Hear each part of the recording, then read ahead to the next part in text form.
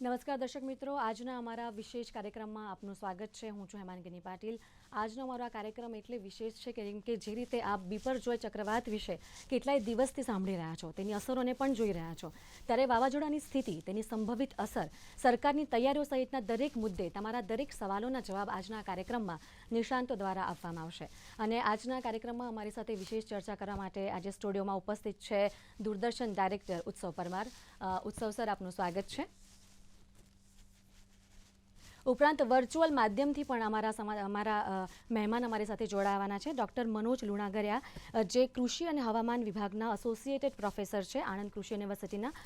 ઉપરાંત cyclone research scientist વિનીત સિંઘજી પણ virtual માધ્યમથી અમારી સાથે જોડાવાના છે. આ બંને મહાનુભાવોનું હું અમારા સ્ટુડિયોમાં સ્વાગત કરું છું.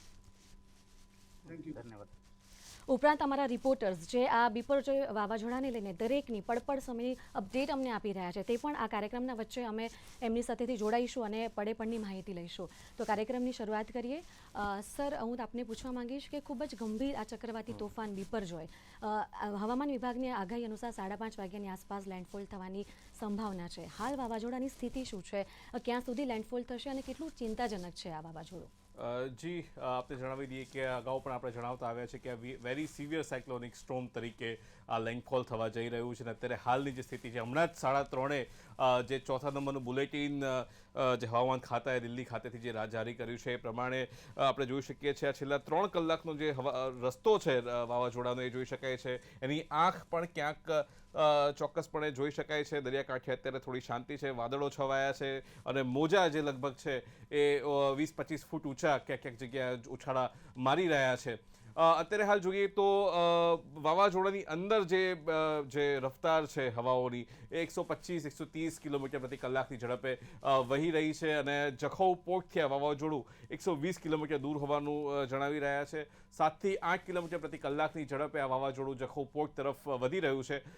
એટલે સ્વાભાવિક છે કે ચિંતાનો વિષય તો છે જ. અને લેન્ડફોલનો જે સમય છે કદાચ એ થોડો આગળ પાછળ થઈ શકે છે. અને અંગે વાત થઈ છે કે સાંજના સમયમાં પણ આ લેન્ડફોલ થઈ શકે છે. આ અંગે મને લાગે છે વધુ વિગતો જે બીજા બે નિષ્ણાતો છે એ આપી શકશે. જી બિલકુલ. ડૉક્ટર મનોજ સર, હું આપને પૂછવા માંગીશ કે જે રીતે આ ચક્રવાતને જે રીતે આપણે ગંભીર સ્થિતિમાં જોઈ રહ્યા છે, તેની અસર, દૂરોગામી અસરની જો વાત કરીએ તેને આપ કઈ રીતે જોઈ રહ્યા છો? વાવાઝોડાની અસરો ની વાત કરીએ તો મોટા ભાગના જ્યાં એલર્ટ જાહેર કરેલા છે ત્યાં પવન અને વરસાદ બંને એક સાથે હશે. અને જે વરસાદ છે તીવ્રતા સાથે હશે અને ગાજવીજ સાથે હશે. એટલે જે નુકસાનની વાત છે, કાચા ઘરો, આપણે છાપરાઓ છે, વીજ પુરવઠો છે અને ખાસ કરીને મોટા ઝાડ ભાંગવાની આ મુખ્ય નુકસાન છે. જે લોકોનું મોટા ભાગે ઇવેક્યુએશન કરવામાં આવેલું છે. એ ઉપરાંત જો પશુઓને પણ ખસેડવામાં ના આવેલા હોય તો પશુઓની જાનહાનિ પણ મોટા ભાગે આ પ્રકારના સાયક્લોનમાં થતી હોય છે. એ ઉપરાંત નીચાણવાળા વિસ્તારોમાં પૂરની પરિસ્થિતિ સર્જાશે. એ સિવાય અન્ય જિલ્લાઓ કે જ્યાં વરસાદની વાઇડ સ્પ્રેડ અથવા તો મધ્યમથી ભારે વરસાદની આગાહી છે, ત્યાં પણ ગસ્ટિંગ સ્પીડ 50 થી 60 જેવી રહેશે. એટલે જે દર વર્ષે ચોમાસાના પ્રથમ વરસાદ વખતે જે ઝાડ તૂટે છે, ઘણા વિસ્તારમાં વીજ પુરવઠો ખોરવાય છે અને વરસાદ હોય છે, એ પરિસ્થિતિ ત્યાં પણ રહે છે છૂટાછવાયા વિસ્તારોમાં. જે વિસ્તારમાં અત્યારે વ્યાપક વરસાદની આગાહી નથી ત્યાં પણ ગસ્ટિંગ સ્પીડ 50-60 રહેશે. એટલે ઝાડની ડાળીઓ તૂટવી અને જે વરસાદ સાથે પવન હશે એટલે થોડું ઘણું નુકસાન થશે. અને જે નુકસાન લગભગ દર વર્ષે પહેલા વરસાદમાં થતું હોય છે, પણ અહીંયા વરસાદ જે છે થંડર સ્ટોર્મ એટલે કે ગાજવીજ સાથેનો અને ઝાટકા સાથેના પવન એટલે કે ગસ્ટિંગ સાથે હશે. એટલે થોડા ઘણા નુકસાન બીજા વિસ્તારોમાં પણ, કે જે જિલ્લાઓમાં ખાસ કોઈ વાવાઝોડાને લઈને મોટી સાવચેતી રાખવાની નથી ત્યાં પણ નાના મોટા નુકસાન રહેશે. પણ જ્યાં રેડ એલર્ટ છે ત્યાં ચોક્કસથી પરિસ્થિતિ બહુ ખરાબ હશે અને આઈ થિંક પૂરતા પગલા, કારણ કે 7મી તારીખથી જ વાવાઝોડાની સતત હવામાન વિભાગ આગાહી કરી રહ્યું છે અને સતત બુલેટિન આપી રહ્યું છે, એટલે અગાઉથી સાવચેતીના पगला लेवाया જ છે। जी बिल्कुल मनोज सर। विनीत सर, मैं आपसे पूछना चाहूँगी, जिस तरह से वेरी सीवियर चक्रवात इसको बोला जा रहा है, अगर हम 1998 की बात अगर करते हैं तब वो उस टाइम जो ये चक्रवात आया था उसके रिकॉर्ड को तोड़कर ये अरबी समुद्र में इतिहास में सबसे लंबा समय चलने वाला इस चक्रवात को कहा जा रहा है। तो क्या ये प्रकृति का एक बदलाव है या फिर ये जो सागर है खुद अपना एक बदलाव कर रहा है? जी हाँ, ये हमने अपने अध्ययन में भी पाया है कि जो अरब सागर है उसमें पिछले 40 सालों में तूफानों की संख्या में 70 से 80% की इजाफा हुआ है। जी। तो पहले के मुकाबले जो तूफान जो 3 से 4 दिन में ख़त्म हो जाते थे, अब वो 7 से 8 दिन तक अब वो रह रहे हैं। ये तूफान तो उससे भी ज़्यादा, ये अभी 9.5 दिन इसको हो गया है इस तूफान को। ये जैसे हमारा ये 5 जून को बना था और आज अभी 15 जून हो गया है, तो 216 घंटे के ऊपर ये तूफान अभी सर्वाइव कर रहा है। तो अरब सागर में जो समुद्री तापमान है उसमें काफ़ी इजाफा देखा गया है पिछले 40 सालों में। 1.4 डिग्री का इजाफा देखा गया है, जिसकी वजह से समुद्र बहुत ज़्यादा इसको ऊर्जा अब इन तूफानों को दे रहा है पिछले कुछ सालों से, जिससे तूफान ज़्यादा लंबे समय तक ये अपना सस्टेन कर पा रहे हैं अरब सागर में, और ये लैंडफॉल तक भी ये इनका इंटेंसिटी बरकरार रहती है। तो ये डेफिनेटली जो परिवर्तन हो रहा है पिछले 20 सालों में, ये बहुत ही ज़्यादा तेज़ी से हो रहा है। जी बिल्कुल विनीत सर। उत्सव सर, आज सवाल હું તમને પૂછવા માંગીશ તો તેને આપ કઈ રીતે જોવો છો? જી, જેમ વિનીત કુમાર સિંઘે જે કહ્યું એમનું જ રિસર્ચ છે આઈઆઈટીમાં જે રિસર્ચ થયું એ રિસર્ચ પ્રમાણે અત્યારે હાલ જે છે હું તમને હેમાંગીની સાદી ભાષામાં તમને સમજાવું તો દરેક જેમ કે આપણને કોઈક હાઈવે પર જઈએ અને આપણને ધારો કે હોટલો રસ્તામાં મળતી જાય એમ આપણે ભૂખ લાગતી જાય આપણે ખાતા જઈએ એમ આપણી યાત્રા લાંબી ચાલે જી એમ આ સાયક્લોનને પણ એક કેવું યાત્રી જ માની લો કે જ્યાં સુધી એને ખાવા પીવાનું મળી રહે છે ત્યાં સુધી આગળ વધે છે। હવે એ ખાય છે શું? એ ખાય છે ભેજ, એ ખાય છે ગરમી। એનો મતલબ એ થયો કે હવામાં એટલો બધો બફારો છે, એટલી બધી ગરમી છે, જે સમુદ્ર છે એટલો ગરમ થઈ રહ્યો છે કે આ વાવાઝોડાને ચક્રવાતને એનું ખાવાનો ખોરાક મળી રહે છે। આ સામાન્ય રીતે આપણે અગાઉ પણ વાત કરીએ તે પ્રમાણે કે ભાઈ જે દરિયાની સપાટીનું તાપમાન છે 27-28 ડિગ્રી કરતાં વધારે હોય એવા સમયમાં આ પ્રકારના જે વાવાઝોડાનું ભોજન બનતું હોય છે। અત્યારે જો તમને દરિયાની સપાટીનું તાપમાન અત્યારે જો બતાવી શકું તો આપ હાલમાં જ લાઈવમાં જ જોઈ શકશો કે કેટલું તાપમાન અત્યારે હાલ દરિયાઈ સપાટીનું આપણે જોઈ શકીએ છીએ।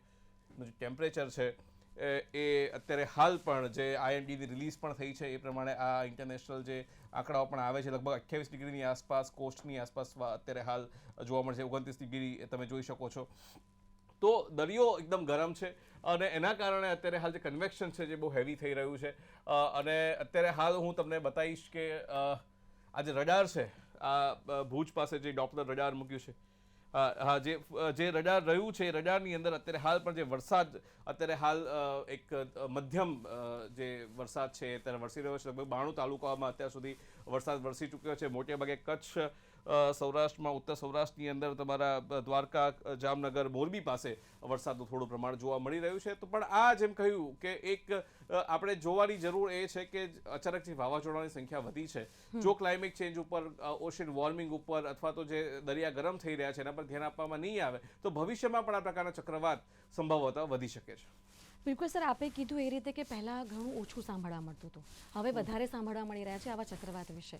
તો દરિયો ગરમ થઈ રહ્યો છે, અંદરથીનું તાપમાન વધી રહ્યું છે, તો એનું કારણ શું છે? હવે આ જે તમે વાત કરી એ ઘણા લાંબા સમયના ડેટા આપણને જોવા પડે, કેમ કે હંમેશા પૃથ્વીની અંદર હંમેશા એક જીઓલોજિકલ સાયકલ હોય છે, એમાં હંમેશા એક તાપમાન વધવું અને ઘટવું એનો ભાગ રહ્યો હોય છે। પણ એ તાપમાન વધવા ઘટવાની સાથે એની ઝડપ અત્યારે અગત્યની છે કે શું ભૂતકાળની અંદર પણ આ જ ઝડપે દરિયાઓ ગરમ થતા, આ જ ઝડપે દરિયાઓ ઠંડા થતા હતા? તો આ એક અભ્યાસનો વિષય છે, એટલે આ અંગે અત્યારે હાલ કોઈ નિવેદન કરવું એ થોડુંક અઘરું છે। જી, બહુ અગત્યની વાત કરી, પણ અત્યારે હાલ જે લેન્ડફોલને લઈને જે છે આપણી પાસે બે એક્સપર્ટ જે જોડાયા છે એમને હું પૂછવા માંગીશ। મનોજજી, આપને પૂછીશ કે લેન્ડફોલને લઈને અત્યારે શું સ્થિતિ છે, કેમ કે આંતરરાષ્ટ્રીય સંસ્થાઓ અને જે બીજા સંસ્થાઓના જે ફોરકાસ્ટ આવી રહ્યા છે એમાં ક્યાંક થોડોક તફાવત જોવા મળી રહ્યો છે। તો શું છે લેન્ડફોલને લઈને સ્થિતિ? હા, મને પૂછે? જી જી, આપને જી। ઓકે, હા, લેન્ડફોલની સ્થિતિ હમણાં આપણે વર્ણન કર્યું એ મુજબ અત્યારે લગભગ 8 કિલોમીટરની ઝડપે એ ચાલી રહ્યું છે અને એ લગભગ સાંજના સમય કે મોડી સાંજના સમયે પહોંચે એવું છે. જે શરૂઆત ની જે સાયક્લોનની વોલ છે એ લગભગ થોડી અર્લી પહોંચે અને જે લેન્ડફોલ થવાનું છે એમાં બસ 120 થી 135 કિલોમીટર જેવી ગતિ હશે. એટલે જે પણ વિસ્તાર અત્યારે રેડ એલર્ટમાં છે, ખાસ કરીને કચ્છ અને કરાચી સુધીનો જે વિસ્તાર છે એ બધો લગભગ હાલ આપણે અત્યારની પરિસ્થિતિએ જોઈએ તો અત્યારથી ધીરે ધીરે પ્રભાવિત થવા લાગશે. કારણ કે સાયક્લોનને આપણે અત્યારે ટ્રેક જોઈએ છીએ માત્ર આઈનો ટ્રેક છે, પણ એનો જો ડાયામીટર જોઈએ તો લગભગ 400 થી 500 કિલોમીટર સુધી વિસ્તૃત ફેલાયેલું છે. એટલે એક્ઝેક્ટ જે આઈનો લેન્ડફોલ થશે એની શરૂઆત બહુ વહેલી થઈ જશે અને લગભગ સાંજે 5:30-6 ની આસપાસ એની અસરો દેખાવા માંડે એવી પરિસ્થિતિ છે. जी विनीत जी, मैं आपसे पूछना जानना चाहूँगा कि आज भी जो सुबह फोरकास्ट आ रहे थे, अभी एक जो सब ट्रॉपिकल ब्रीज है एक स्ट्रेट ऑफ हॉर्मूज के पास एक देखी गई है और इंडिया के अंदर भी देखी गई है, और जो लैंडफॉल का जो समय है उसके अंदर भी कुछ वेरिएशन हमको देखने को मिल रहा है।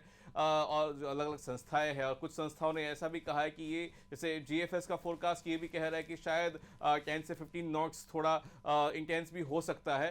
आप इंटरनेशनली बहुत सारे मॉडल्स को देख रहे हैं, तो थोड़ा बताइए विनीत जी कि क्या अभी स्थिति है। जी, ये जो जैसे आपने इंटेंसिफिकेशन की बात कही है, तो इंटेंसिफिकेशन फिलहाल इसके होने के आसार बहुत ही कम है, जी क्योंकि उत्तर पूर्वी से इसमें शुष्क हवाएं आ रही हैं इस तूफान के जी अंदर में। तो उसके कारण जो इसमें जो बादल हैं वो थोड़े कमज़ोर पड़ रहे हैं। इसके अलावा इसमें शियर काफ़ी ज़्यादा हो रहा है ये साइक्लोन, तो जो जो इसका जो केंद्र है वो उतना ज़्यादा मजबूत नहीं है फिलहाल। तो इसीलिए आपने देखा होगा पिछले 24 घंटों में जो उसकी तीव्रता थी, जो उसकी इंटेंसिटी थी, उसमें कमी आई है। आपने आईएमडी बुलेटिन में भी देखा होगा। तो कल तक ये लगभग 85 नॉट के आसपास ये तूफान था और आज ये 65 से 70 नॉट के आसपास ही रह गया है। तो इसलिए फिलहाल इसके अगले 12 घंटे में या 6 घंटे में इंटेंसिफाई होने के चांस नहीं है। मॉडल कई बार थोड़ा ओवर एस्टिमेट करते हैं, ये मॉडल में देखा जाता है। ये मॉडल में कहीं ना कहीं एक ड्रॉबैक होता है।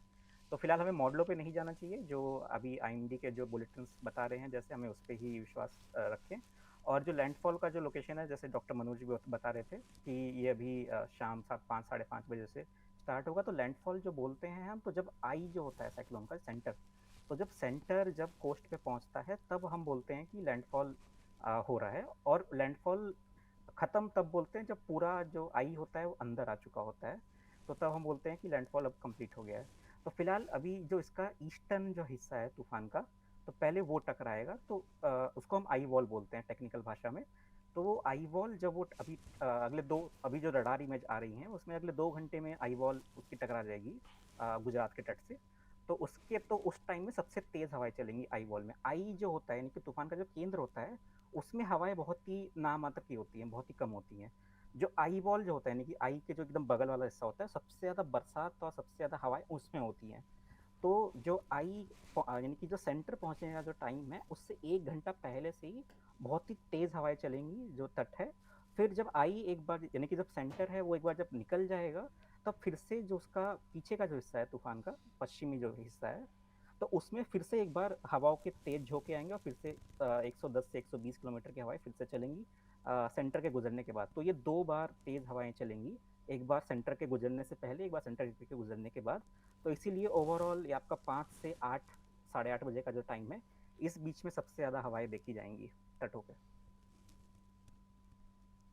जी તો દર્શક મિત્રો, જેમ વિનીતસિંહજી કહી રહ્યા હતા એ પ્રમાણે અહીંયા આગળ આપણે જે વાવાઝોડાનું જે સ્ટ્રક્ચર છે એ પણ આપણે જોઈ શકીએ છીએ કેવી રીતના જે છે અહીંયા આગળ જે આઈ વોલ છે એ આઈ વોલ આપણે જોઈ શકીએ છીએ કઈ રીતના એક આઈ વોલ અહીંયા આગળ છે અને માફ કરજો આ રીતના, અને જે આંખ છે આવી રીતના એની જે બનતું હોય છે વાવાઝોડાનું, આ વાવાઝોડુંનું કેન્દ્ર છે અને સૌથી પહેલાં જે આઈ વોલ જે કહ્યું એ પ્રમાણે કેમ કે આખું એક જે કોર સ્ટ્રક્ચર છે કોર સ્ટ્રક્ચર ઘણી બધા હવાના દબાણમાં એ હોય છે. અત્યારે હાલ 970 મિલીબાર જેટલી હવાનું દબાણ અહીંયા આગળ છે, જે સામાન્ય રીતે ધરતી ઉપર જમીન ઉપર 1013 મિલીબાર જેટલું હોય છે. અને આપ જોઈ શકો છો કે કેવી રીતના અહીંયા આગળ જે વાદળો છે એ કારણ કે અહીંયા હવા નીચે પડી રહી છે અને અહીંથી હવા ઉપર ઉઠી રહી છે અને અહીંયા ઘણા બધા વાદળો આપ જોઈ શકો છો. એટલે જ્યારે આપણે ઉપરથી જોઈએ છીએ ત્યારે એ આપણને એક ગોળ રકાબી જેવું દેખાય છે, પણ જો એની અંદર આપણે જોઈએ એની સામે ઉભા રહીને જોઈએ તો આપણને આવું કંઈક સ્ટ્રક્ચર જોવા મળે છે. અત્યારે હાલ જે વરસાદ જે પડી રહ્યા છે, જે રેઇન બેંક્સ છે એ કેટલાક રેઇન બેંક્સ આપણા સુધી પહોંચી રહ્યા છે, એટલે એનો જે વરસાદ છે એ આપણા સુધી પહોંચી રહ્યો છે. તો ખૂબ જ એક ટેકનિકલ સરસ માહિતી આપી કે કેવી રીતના આપણી સાથે જે આવશે, પહેલાં કેન્દ્રની જે દિવાલ છે એ અથડાશે, પછી કેન્દ્ર સુધી આપણે પહોંચીશું, આમ આપણું થશે વાવાઝોડાનું બિલકુલ landfall. ઉત્સવ સર, અત્યારે આપણા સંવાદદાતા ભાર્ગવભાઈ અત્યારે અમારી સાથે ગાંધીનગરથી જોડાયા છે. જી ભાર્ગવ, શું અપડેટ અત્યારની લઈને, કેમ કે જે રીતે ચક્રવાત બિપરજોયને લઈને ધ્યાનમાં રાખીને મુખ્યમંત્રી ભૂપેન્દ્ર પટેલ આજે રાજ્યના ઇમરજન્સી ઓપરેશન સેન્ટર ખાતે છેલ્લા તબક્કાની સમીક્ષા બેઠક યોજી રહ્યા છે, દરેક પળેપળની અપડેટ્સ લઈ રહ્યા છે. શું અપડેટ અત્યાર સુધીની?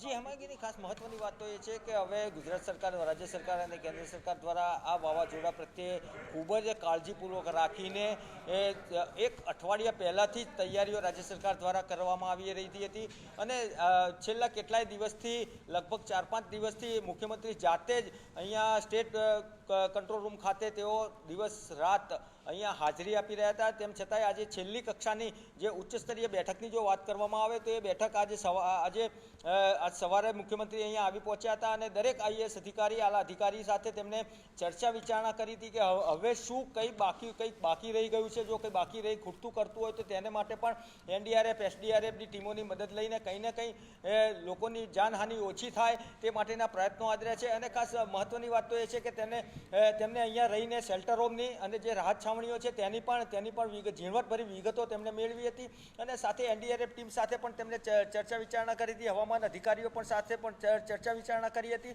અને હવે આપણે એ જ જોવાનું કે હવે ગણતરીના કલાકો બાદ આ વાવાઝોડું કેટલું નુકસાન કરી શકે છે. જી બિલકુલ ભારોસ, સમગ્ર માહિતી આપવા બદલ આપનો આભાર. તો સર, જે રીતે આપણે આઈવોલની વાત કરી રહ્યા હતા તેને લઈને આપ શું કહેશો? જી, તો એક વાવાઝોડાનું એક સ્ટ્રક્ચર હોય છે, એક એનું આપ જોશો કે એનો પરિઘ જે છે ઉપરથી જોતા હશો લગભગ 400-500 કિલોમીટર લાંબુ એ હોય છે. અને આઈ વોલની પણ જે વાત કરી તો એની પણ જે અંતર છે એ 10 થી 30 કિલોમીટર, 40 કિલોમીટર જેટલું હોઈ શકે. એટલે તમે ખાલી વિચાર કરો કે જેટલું અમદાવાદ ને ગાંધીનગર વચ્ચે જેટલું અંતર છે તો એટલા અંતરનું તો ખાલી એની વોલ જ હોય ને એ તમે કલ્પના કરો કે અમદાવાદ, ગાંધીનગર એના કેન્દ્રમાં છે અને આજુબાજુ આખું લગભગ 300-400 કિલોમીટર સુધી વાદળો જ વાદળો છે અને એટલો બધો ભેજ ખેંચી રહી, એટલી બધી હવાઓ જે છે એ આગળ વધી રહી છે. એટલે તમે એની શક્તિનો અંદાજો કદાચ જો તમે દરિયામાં જઈને એને જુઓ અથવા તો એનું તમારી દ્રષ્ટિ આવે તો તમને ખરેખર એકદમ ભયાનક તમને લાગી શકે. विनीत जी, आप बहुत सरस मजानी बात हेमांगिनी जी करी. हूँ तब विनीत जी आपसे मैं पूछना चाहूँगा कि क्या अब ये जो है इसका जो इम्पैक्ट है ये किस तरह से, मतलब ये आगे कितना ट्रैवल कर सकता है? क्या ये वेरी सीवियर साइक्लोनिक स्ट्रॉम ही रहेगा या साइक्लोनिक स्ट्रॉम के रूप में या फिर सीवियर साइक्लोनिक स्ट्रॉम के रूप में ये कितना अंदर तक जा सकता है, कहाँ तक जा सकता है? इसके बारे में थोड़ा बताइए. जी, अभी तो ये जो तूफान जो टकराने वाला है गुजरात के तटों से, ये as a very severe cyclone ही टकराने वाला है अगले 2 से 3 घंटों में. उसके बाद ये बहुत ही तेज गति से जो तूफान है वो कमज़ोर पड़ेगा, क्योंकि जब तूफान आपका ज़मीन पे आ जाता है तो उसमें जो मॉइस्चर होता है, जो समुद्र से जो उसको ऊर्जा मिलती है वो कट जाती है, जिसके कारण जो तूफान होता है वो अपनी तीव्रता खोना शुरू कर देता है.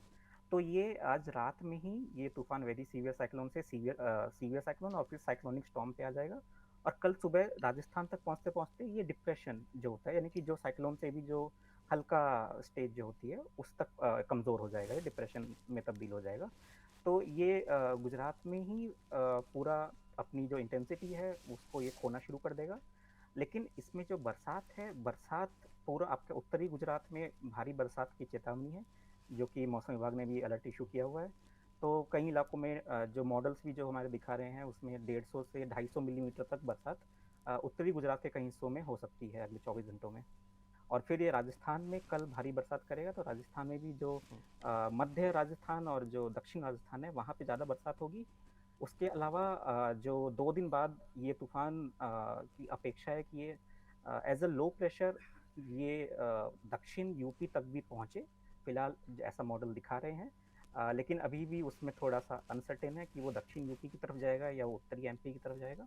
ये अगले 24 घंटों में स्थिति और ज़्यादा हमें क्लियर होगी कि ये किस तरफ तूफान मतलब एज अ लो प्रेशर आगे बढ़ेगा। लेकिन तूफान की जो इसकी जो इंटेंसिटी है, जो हवाएं हैं, वो आज रात में ही काफ़ी कम हो जाएंगी और राजस्थान तक भी ये જી એઝ અ બસ ડિપ્રેશન ही પહોંચेगा।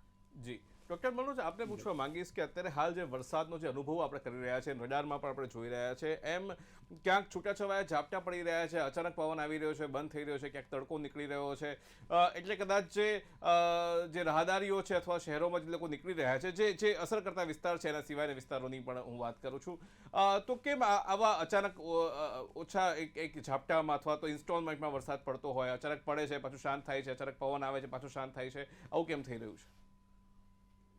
હા, વાવાઝોડામાં અત્યારે આપણે ક્લાઉડ પિક્ચર શો કરેલું હોય તો જે સાયક્લોન છે એને હમણાં આપણે વાત કરી કે 400 કિલોમીટર જેવો એનો ઘેરાવો છે, અને સાયક્લોનની પાછળ અને એની આસપાસ ક્લાઉડનું એક બહુ મોટું સ્ટ્રક્ચર એની સાથે ચાલે છે, અને આ ક્લાઉડ સ્ટ્રક્ચર તમે આખે આખું જુઓ તો લગભગ આખા ગુજરાતને કવર કરી લે એટલું ક્લાઉડ સ્ટ્રક્ચર હોય છે।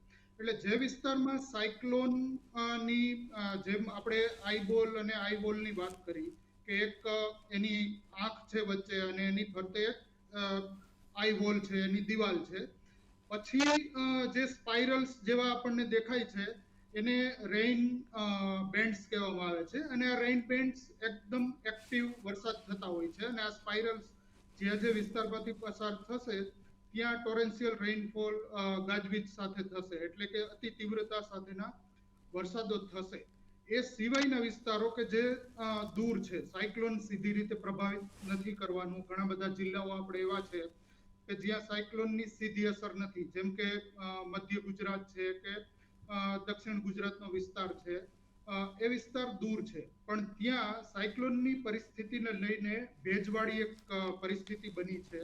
એ ઉપરાંત ત્યાં કમ્પ્લીટ ક્લાઉડી કન્ડિશન પણ નથી, એટલે જે સૂર્યની ગરમી છે એ પણ દિવસ દરમિયાન આવે છે ને એવું થાય છે। એટલે મોટાભાગે આ વિસ્તારોમાં શું થાય કે લોકલ લેવલે લોકલ થંડર સ્ટોર્મ બનતા હોય, લોકલ લેવલે અમુક ક્લાઉડ્સ બને અને એ વર્ટિકલી ડેવલપ થાય ક્લાઉડ, અને પછી ત્યાં નાના મોટા ઝાપટા સ્વરૂપે આ વિસ્તારમાં વરસતા હોય છે। એટલે જે સ્પોરેડિક છૂટાછવાયા રેઇનફોલ છે એ સાયક્લોન સાથે જે ભેજ આવેલો છે એને લઈને, અને બીજું કે લોકલ જે હીટિંગ થશે સોલર રેડિયેશનને કારણે, એને કારણે આ પ્રકારના છૂટપૂટ વરસાદ થતા હોય છે, અને મોટાભાગે આ પરિસ્થિતિ બપોરે અથવા બપોર પછીના સમયે થતી હોય છે। એટલે જે વાવાઝોડાથી થોડા દૂર એવા વિસ્તારો અને વાવાઝોડાને લઈને જે વિસ્તારોમાં ભેજ વધેલો છે એ બધા વિસ્તારમાં આઇસોલેટેડ એટલે કે છૂટાછવાયા ઝાપટાઓની પરિસ્થિતિ છે, એટલે જે વિસ્તારની આગાહી પણ ચોક્કસ નથી। અમુક એમાં તમે જો આગાહી જુઓ તો વાઇડ સ્પ્રેડ અથવા ફેરલી વાઇડ સ્પ્રેડ અથવા આઇસોલેટેડ, મતલબ કે અમુક વિસ્તાર જ આખા જિલ્લામાં ધારો કે 20 mm ની ફોરકાસ્ટ હોય તો એ જિલ્લામાં અમુક જગ્યાએ 20 mm થી વધુ વરસાદ થશે અને સરેરાશ 20 mm જેવું થતું હોય છે। બીજા વિસ્તારમાં એવું પણ બને કે એક છાંટો પણ ન પડે, એટલે ત્યાં લોકલાઇઝ થંડરસ્ટોર્મ ડેવલપ થતા હોય છે, અને એને કારણે અટકીને વરસાદ થતા હોય છે। પણ જ્યાંથી સાયક્લોનની સીધી અસર છે એ વિસ્તારમાં સાર્વત્રિક વરસાદની પરિસ્થિતિ થશે અને મધ્યમથી ભારે વરસાદ જેવી પરિસ્થિતિ છે। જી ડૉક્ટર મનોજે જે કહ્યું આપણે સેટેલાઇટ ઇમેજમાં જોઈ શકીએ છીએ કે આ ગુજરાતનો નકશો જે છે અને સામે આ જે સાયક્લોન છે એનો વિસ્તાર પણ જોઈ શકાય છે। લગભગ આપણે જો એક સામાન્ય વ્યક્તિની દ્રષ્ટિએ જોઈએ તો પણ લગભગ ગુજરાત જેટલો વિસ્તાર તમને ઘેરાવો જોવા મળે છે, અને જે દક્ષિણ પશ્ચિમ દિશા છે એ દિશામાં તમને વાદળોનો આખો ઘેરાવો જોવા મળી રહ્યો છે। ખૂબ જ બધા વાદળો છે, જ્યારે આ દિશામાં થોડા છૂટાછવાયા વાદળો છે। જ્યારે આ કેન્દ્ર આગળ વધશે અને અથડાશે ગુજરાતને અથવા આગળ આવશે ત્યારે એ થોડું નબળું પડશે અને ભેજ પરની એની પકડ જે છે એ થોડી ઓછી થાય અને એ વરસશે એવું ડૉક્ટર મનોજનું કહેવું છે। ડૉક્ટર મનોજ સર, હું આપને પૂછવા માંગીશ કે જે રીતે આપણે કીધું કે ઉત્તર ગુજરાતના વિસ્તારોમાં, મધ્ય ગુજરાતના વિસ્તાર પર આ વાવાઝોડાની અસર થવાની છે, ત્યારે આ વાવાઝોડાની ચોમાસા ઉપર કેવી અસર રહેશે ને જ્યારે આવી કુદરતી આપદા આવતી હોય છે ત્યારે સૌથી મોટો પ્રશ્ન ખેડૂતનો આવીને ઊભો રહેશે, ત્યારે કયા કયા પાકને નુકસાન થશે અને અગમચેતીના ભાગરૂપે કેવા પગલાં ભરવા જોઈએ? હા, ખાસ કરીને આપણે ખેતીની વાત કરીએ તો મોટાભાગના વિસ્તારમાં અત્યારે ખેડૂતો ચોમાસાની રાહ જોઈ રહ્યા છે. એટલે ઘણા બધો એવો વિસ્તાર છે કે વાવાઝોડાની સીધી અસર, નેગેટિવ અસર નથી થવાની, મતલબ કે નુકસાન નથી થવાનું.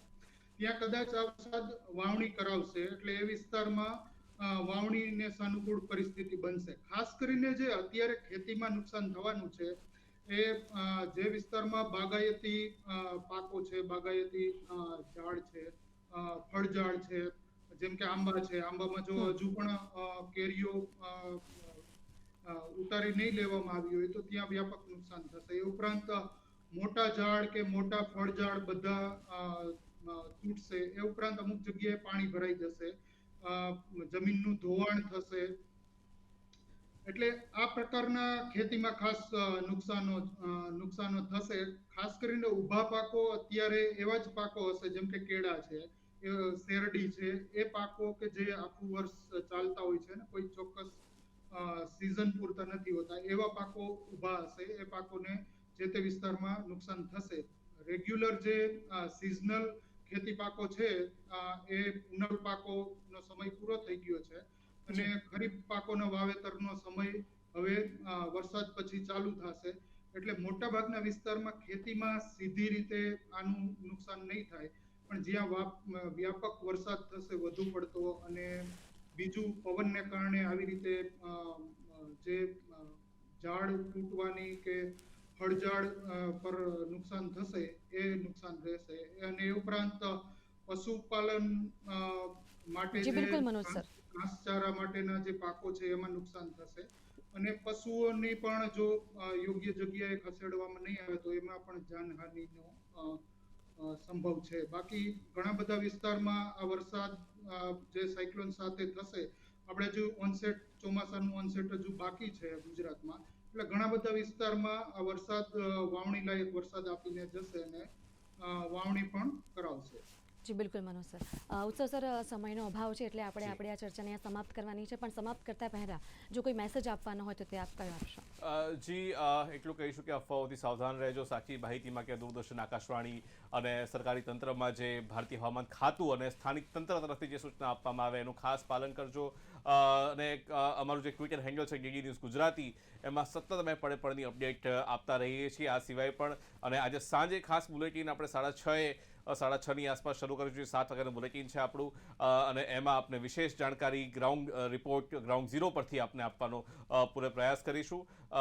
બસ ખાલી પોતાની જાતને સાચવજો, અફવાઓથી દૂર રહેજો, આટલું જ કહેવું છે. બિલકુલ સર, આપનો ખૂબ ખૂબ ધન્યવાદ અમારી સાથે ચર્ચા કરવા બદલ. અને ડૉક્ટર મનોજ સર અને વિનીત સર, આપનું બી ખૂબ ખૂબ ધન્યવાદ અમારી સાથે જોડાવા બદલ. ધન્યવાદ. તો દર્શક મિત્રો, આ તો આજનો અમારો કાર્યક્રમ, અને હું આશા રાખું છું કે આ બિપરજોય ચક્રવાતને લઈને તમારા દરેક પ્રશ્નનો જવાબ તમને મળ્યો હશે. તો જ્યાં સુધી આ ચક્રવાતની અસર છે ત્યાં સુધી સાવચેત રહો, કામ વગર ઘરની બહાર ન નીકળો અને અફવાઓ પર ધ્યાન ન આપો. આ સાથે મને રજા આપશો. નમસ્કાર.